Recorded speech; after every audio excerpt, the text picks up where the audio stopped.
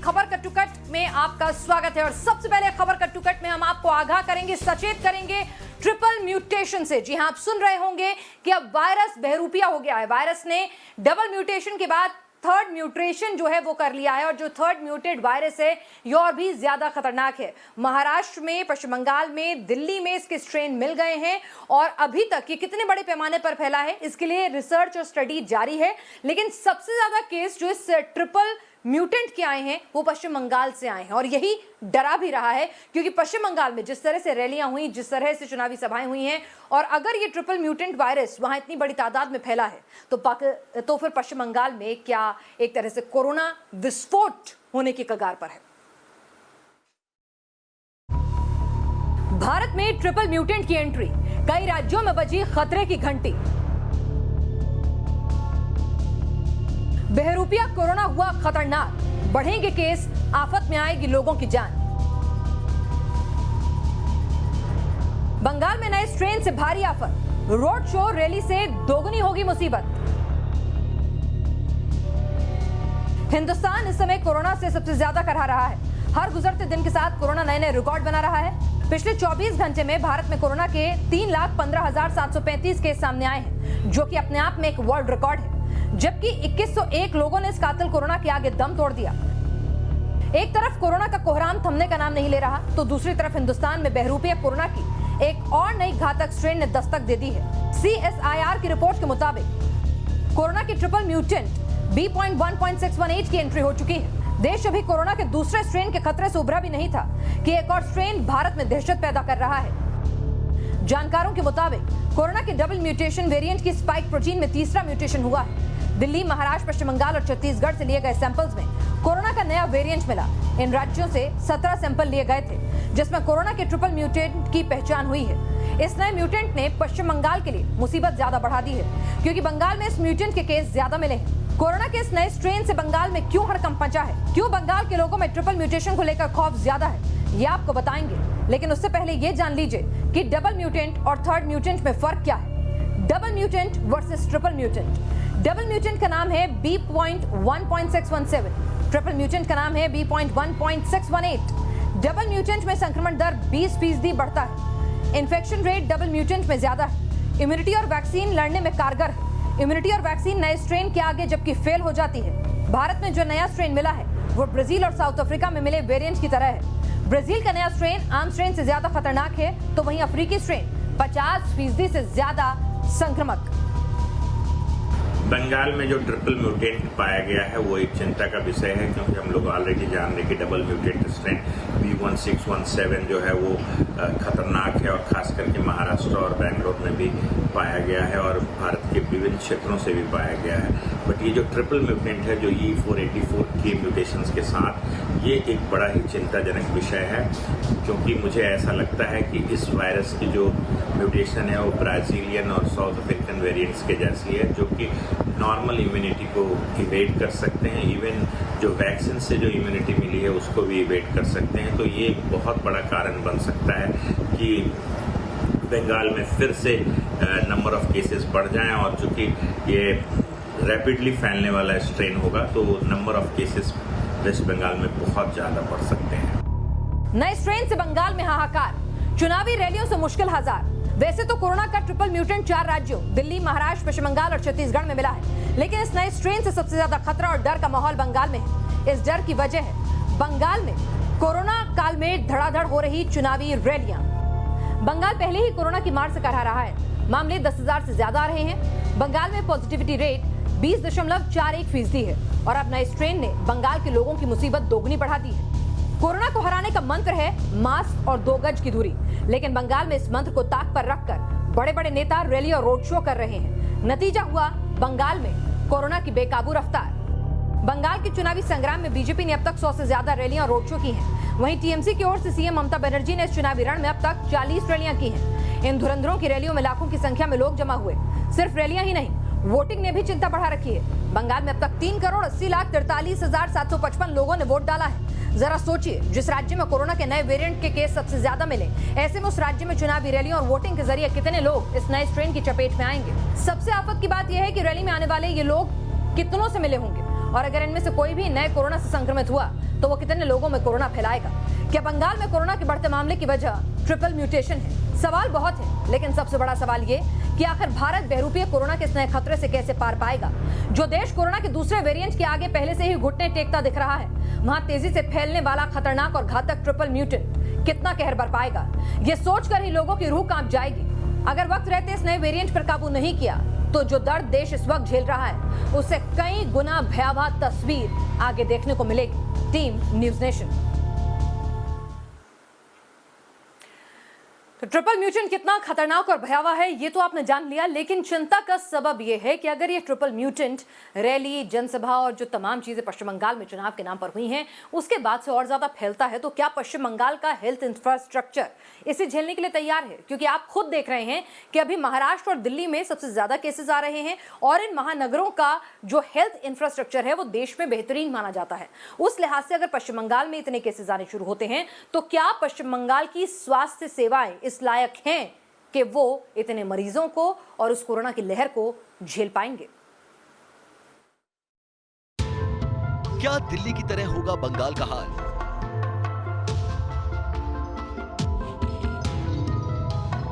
क्या महाराष्ट्र की तरह सिसकेगा बंगाल? दिल्ली और महाराष्ट्र देश में कोरोना के वो हॉटस्पॉट जहां अस्पताल के बेड से लेकर ऑक्सीजन तक इलाज के लिए बेसिक जरूरतों के लिए भागम भाग जारी है। अगर बंगाल में भी कोरोना की स्पीड ब्रेक नहीं हुई तो क्या पता भद्रलोक की इस धरती पर भी कोरोना भयानक शक्ल अख्तियार कर ले। दिल्ली में कोरोना की दूसरी लहर में 1000 केस से 10,000 केस पहुंचने में 11 दिन का वक्त लगा था। महाराष्ट्र में 1000 से 10,000 केस पहुंचने में 23 दिन का वक्त लगा था। 31 मार्च तक पश्चिम बंगाल में किसी भी एक दिन कोविड केसेस की आंकड़ा 1000 से ऊपर नहीं गया था, लेकिन 1 अप्रैल यानी चुनावी प्रचार से लेकर वोटिंग के दौर तक पहुंचते हुए हज़ारों के तादाद में ये केसेस बढ़ने लगे पश्चिम बंगाल में, और हर रोज़ हज़ारों के तादाद में ये बढ़ रहा है। और अब पूरे देश में पश्चिम बंगाल कोविड टैली में 8वें नंबर पर पहुंच चुका है। छत्तीसगढ़ जैसे छोटे राज्यों जो कोरोना प्रभावित है उन राज्यों को भी पीछे छोड़ते हुए पश्चिम बंगाल आगे जा रहा है। पश्चिम बंगाल में कोरोना की लहर तेजी से बढ़ रही है। वायरस में ट्रिपल म्यूटेशन खतरे की आशंका को बढ़ा रही है। हालांकि दीदी को अभी लगता है कि बंगाल में कोरोना के हालात को वो काबू कर लेंगी। दीदी को भले ही कोरोना से लड़ाई का भरोसा है, लेकिन बंगाल में कोरोना नंबर्स किसी और तरफ ही इशारा कर रहे हैं। बंगाल में फिलहाल हर 100 टेस्ट में से 21 पॉजिटिव आ रहे हैं, यानी पॉजिटिविटी रेट 21% है, जो दिल्ली से थोड़ा ही कम है। औसतन हर घंटे 450 से ज्यादा केस सामने आ रहे हैं। और कोरोना डेथ की बातें करें तो बंगाल में हर घंटे 2 लोग कोरोना की बलि चढ़ रहे हैं। ये हालात तब है जब बंगाल में अभी औसतन 50,000 टेस्ट डेली किए जा रहे हैं। अगर टेस्टिंग बढ़ी तो इस आंकड़े का बढ़ना भी तकरीबन तय माना जाएगा। कोरोना जब डबल म्यूटेशन हुआ तो हालात क्या हुए आज सबके सामने हैं। बंगाल कोरोना की ट्रिपल म्यूटेशन की चपेट में है। इसी वजह से माना जा रहा है कि बंगाल या फिर जिन राज्यों में ट्रिपल म्यूटेशन ट्रेस की गई है वहां इन्फेक्शन का रेट तेजी से बढ़ सकता है। Team news nation. तो एक तरफ कोरोना का ये ट्रिपल म्यूटेशन डरा रहा है, कोरोना के आंकड़े 3 लाख को पार कर रहे हैं। उसके साथ ही जो सबसे ज्यादा स्थिति खराब हो रही है वो है ऑक्सीजन के लिए तड़पते तरसते लोग। और ये लड़ाई जो है सिर्फ एक आम आदमी की नहीं है, बल्कि अब सरकारों की, अस्पतालों की आ गई है। हर अस्पताल थोड़ी देर में बयान जारी कर देता है कि 2 घंटे की ऑक्सीजन बची है, 40 मिनट की ऑक्सीजन बची है, और इसको लेकर हर कोई अपनी अपनी दलीलें दे रहा है। कोर्ट तक को दखलंदाजी करने पड़ गई है। ये ऑक्सीजन की जो आफत है, ये जो ऑक्सीजन की किल्लत है और इसको लेकर मचा हुआ संग्राम, आज पूरे दिन इसमें क्या कुछ हुआ और ये क्या जल्द सुलझता नजर आ रहा है, देखिए।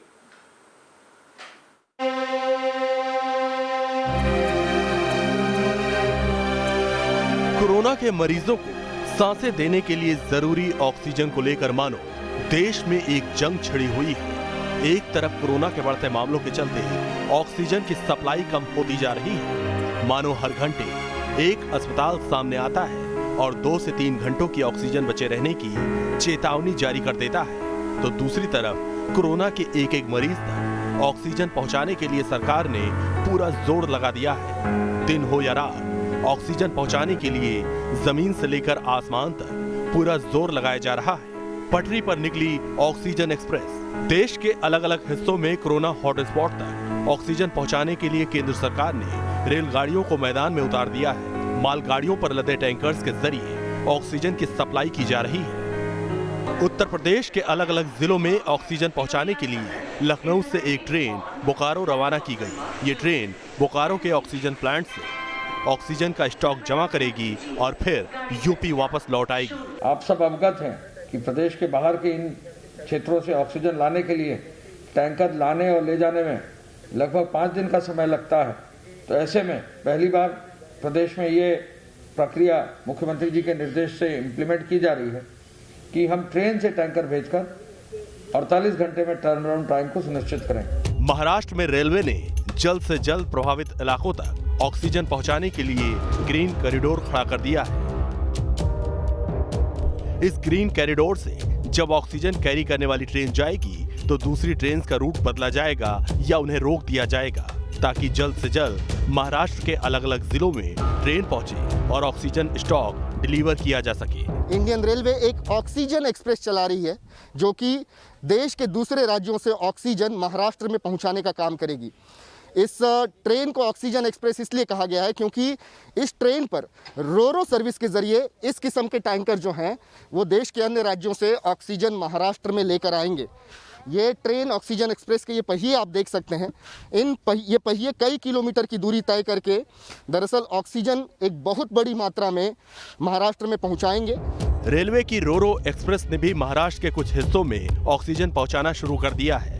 ये रोरो एक्सप्रेस तमिलनाडु, आंध्र प्रदेश और ओडिशा के गैस प्लांट से मेडिकल ऑक्सीजन लेकर महाराष्ट्र, दिल्ली और दूसरे प्रभावित राज्यों तक पहुंचाएगी। नए ऑक्सीजन प्लांट्स का निर्माण देश में तेजी से मौजूदा ऑक्सीजन प्लांट्स की कैपेसिटी बढ़ाई जा रही है। साथ ही नए प्लांट्स का भी निर्माण हो रहा है। ऐसा ही एक प्लांट यूपी के सहारनपुर में तैयार किया जा रहा है। मकसद है इस प्लांट के जरिए यूपी के कोरोना हॉटस्पॉट तक ऑक्सीजन की सप्लाई तेज करना। ऑक्सीजन की जंग में कूदा डीआरडीओ। देश में कोविड बढ़ा तो पहले डीआरडीओ ने कोविड अस्पताल तैयार करने का मोर्चा संभाला और अब जल्द ही डीआरडीओ उन इलाकों तक ऑक्सीजन भी सप्लाई करेगा जहां ऑक्सीजन की किल्लत सामने आ रही है। साथ ही रक्षा मंत्री राजनाथ सिंह ने आर्मी को भी कोविड प्रभावित राज्यों की मदद करने के निर्देश दिए हैं। हमारा जो सबसे बड़ा सीपीएफ का अस्पताल है ग्रेटर नोएडा में, उसमें काफ़ी नॉन कोविड केसेस काफ़ी लोड हो गया था, तो अभी इसको हमने वहाँ एडमिशन्स बंद कर दिए हैं, ओपीडी बंद कर दी है और जो केसेस ऑलरेडी फ्रेश एडमिशन्स नहीं कर रहे और बाकी अभी कोविड केसेस जो है वो हमने उनको लेना वहाँ स्टार्ट कर दिया है और उनको मैनेज कर रहे हैं। आज की तारीख में करीब 80 के आसपास पेशेंट हमारे पास कोविड केसेस हैं वहाँ पर and they are all symptomatic cases और उनको मैनेज कर रहे हैं। युद्ध स्तर पर तैयारी की जा रही है। जमीन से लेकर आसमान तक ऑक्सीजन सप्लाई करने का रूट तैयार किया जा रहा है। लेकिन जब तक ये तैयारियां, ये कोशिशें हकीकत में तब्दील नहीं होंगी, तब तक कोविड से जूझते देशवासियों को ऑक्सीजन की सप्लाई को लेकर यूं ही दो हाथ करने होंगे। Team news nation. और ऑक्सीजन की हालत इस कदर खराब है कि अब लोग जो हैं बिना ऑक्सीजन के लिए इलाज के लिए तड़प रहे हैं, तरस रहे हैं, अस्पतालों के बाहर गुहार लगा रहे हैं। ग्राउंड जीरो से हमारी ये रिपोर्ट देखिए कैसे ऑक्सीजन को तरस रही हैं सांसें। नोएडा के प्रकाश हॉस्पिटल पर इस समय हम मौजूद हैं, जहां पर पेशेंट्स को ये कह दिया गया है कि अब ऑक्सीजन खत्म होने वाली है, अरेंजमेंट कर लें अपने जो पेशेंट है उसको ले जाने का। और यहाँ पर जो है वो रोते हुए आपको दिखाई दे रहे होंगे। कितने परेशान हैं, इनकी परेशानी शायद ही कोई समझ सके, क्योंकि इनके घर का कोई अपना इस समय अस्पताल में भर्ती है और बेटा है, ये कह रही हैं। इनसे बात भी कर लेते हैं। बेटा है मेरा, उसकी ज़िंदगी अभी शुरू हुई है, अपना बिजनेस कर रहा था, उसका राइज हो रहा था। आज उसको इंजेक्शन रेमडेसिविर इंजेक्शन का भी अरेंजमेंट करा दिया था, 2 डोज लगा दी और बोल रहा है वो बेटर फील कर रहा हूँ मैं। उसके बाद ये लोग कह रहे हैं ऑक्सीजन हटा रहे हैं हम। 6 इंजेक्शन का अरेंजमेंट भी कर लिया हमने। कितने के इंजेक्शन पड़े हैं आपको मैम? अब मैं वो नहीं बता सकती, बट मेरे बच्चे को लगा, मेरे को फ़ायदा हुआ, मैं उसका कोई फर्क नहीं पड़ता मुझे, लेकिन इंजेक्शन मिल गया। अब वो तो है, ब्लैक में लेना पड़ा। ब्लैक में ये बहुत काला बाजारी है। ये ब्लैक में ही मिलेगा, दिल्ली में ये अवेलेबल नहीं है। दिल्ली में आर्क फार्मा इस समय सिर्फ और सिर्फ दिल्ली के पेशेंट्स पे हैंडल कर रहे हैं। उन्होंने मना कर दिया नोएडा में देने से। 80-80 हज़ार रुपये, 1-1 लाख रुपए के सिरिंजेस बिक रहे हैं। सभी लोग परेशान हैं, बहुत ज़्यादा परेशान हैं। 3 हॉस्पिटल बदल रही है हमने सुबह से, और कल भी परेशान रहे, परसों भी परेशान रहे।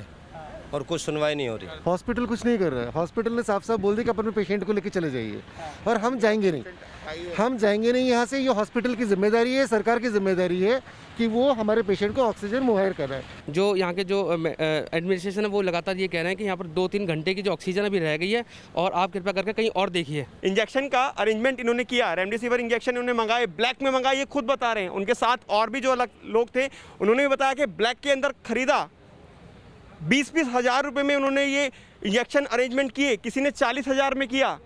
और कल नोएडा के अंदर तो पकड़े भी गए थे। कल नोएडा के अंदर 100 रेमडेसिविर इंजेक्शन ब्लैक में जो लोग बेच रहे थे उनको पकड़ा गया। एक इंजेक्शन की कीमत 40 हज़ार रुपये। तो ये हालात दिल्ली एनसीआर के बन चुके हैं, खासतौर पर गाजियाबाद, गौतम बुद्ध नगर, क्योंकि दिल्ली को अलग स्टेट कह देते हैं और इसको यूपी में काउंट कर लेते हैं। और उसके बाद हालात अब क्या हैं, बद से बदतर हालात, अलार्मिंग सिचुएशन। आगे क्या होगा सोचने से डर लगता है।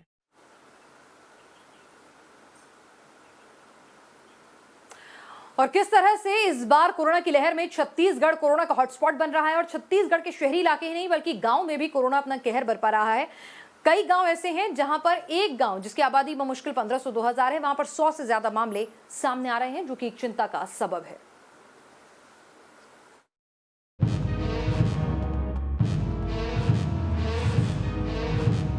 $1500 की आबादी, 100 लोग संक्रमित।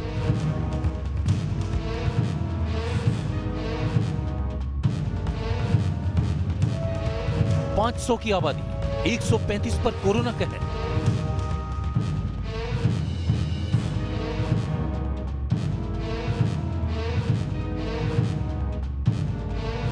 लापरवाही भारी, गांव पर कोरोना महामारी।